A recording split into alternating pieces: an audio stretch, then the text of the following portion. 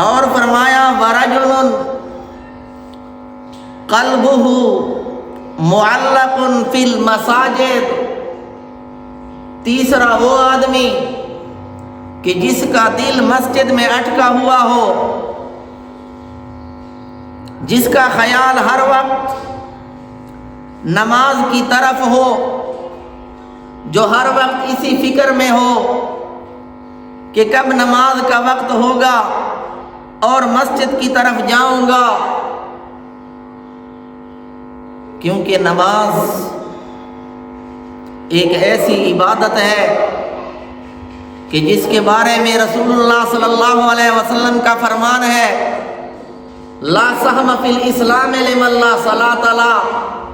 جس کی نماز نہیں اس کا اسلام میں کوئی حصہ نہیں۔ اور آپ صلی اللہ علیہ وسلم پر طائف والوں نے ظلم و ستم کی انتہا کر دی۔ آپ صلی اللہ علیہ وسلم نے ان کے لیے بد دعا نہیں فرمائی، لیکن جب غزوہ احزاب کے موقع پر آپ کی عصر کی نماز قضا ہو گئی تو آپ نے فرمایا شغلونی عن الصلاۃ الوسطی، انہوں نے عصر کی نماز سے ہمیں مشغول رکھا۔ ملأ اللہ بیوتہم وقبورہم نارا، اللہ ان کے گھروں کو اور ان کی قبروں کو آگ سے بھر دے۔ تو آپ نے ان کے بارے میں بد دعا کی جب ان کی وجہ سے آپ صلی اللہ علیہ وسلم کی عصر کی نماز قضا ہو گئی۔